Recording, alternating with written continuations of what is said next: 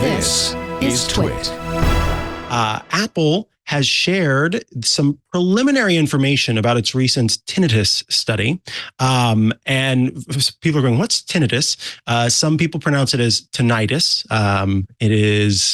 That is up for debate. I'm not going to get into that debate, but tinnitus is, of course, a condition where people who are sort of in a place where there are otherwise not sounds they would hear, they would perceive sound.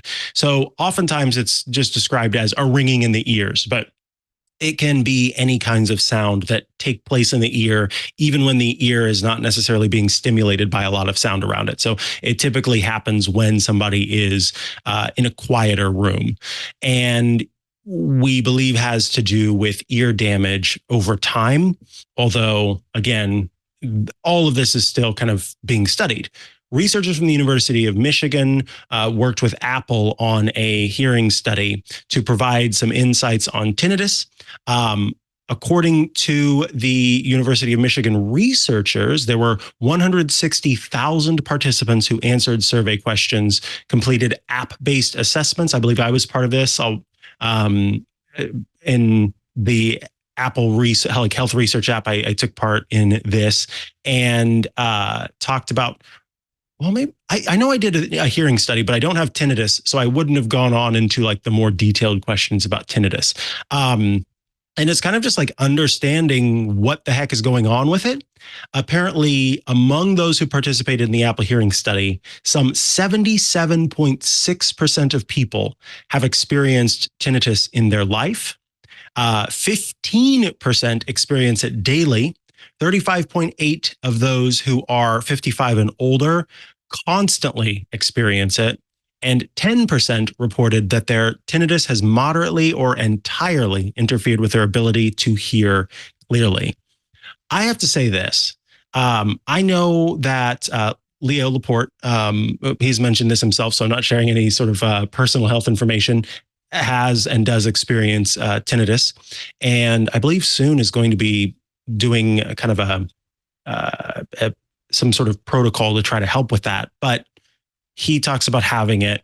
I hear people talk about it, and there's nothing that makes me want to protect my ears more than hearing people talk about their experiences with tinnitus, because I think it would frankly make me go mad. Like, I cannot imagine having that constant sound in my ear when there's not supposed to be sound.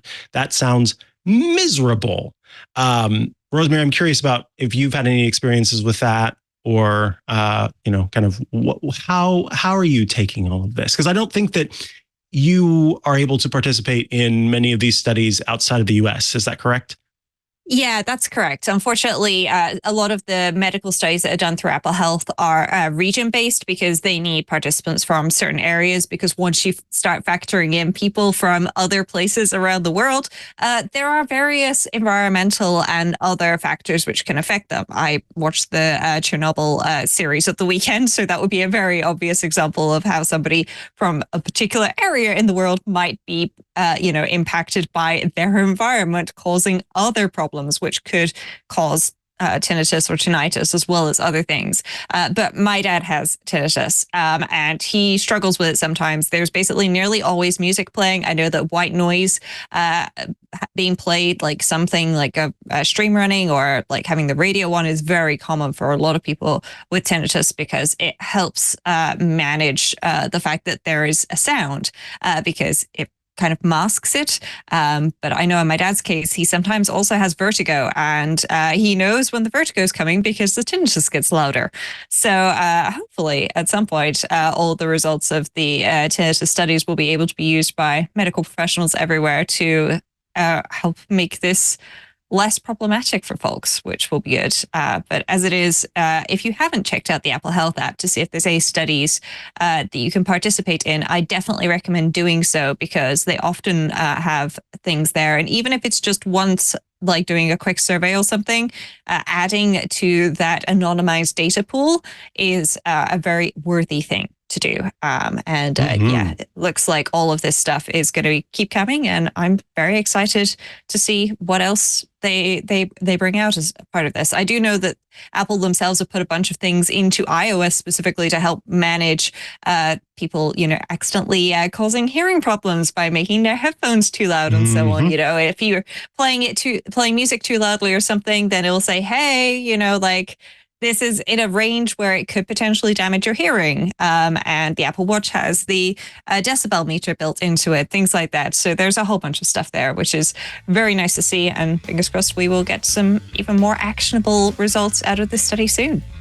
Hey, if you liked that clip, well, there's so much more to get by joining Club TWiT. You can watch all of iOS Today, where we cover all things iOS, tvOS, HomePodOS, watchOS, and so much more. It's all the apps, all the tips and tricks, and everything with Rosemary Orchard and me, Mikah Sargent. Join Club TWiT at twit.tv/clubtwit to see all of iOS Today.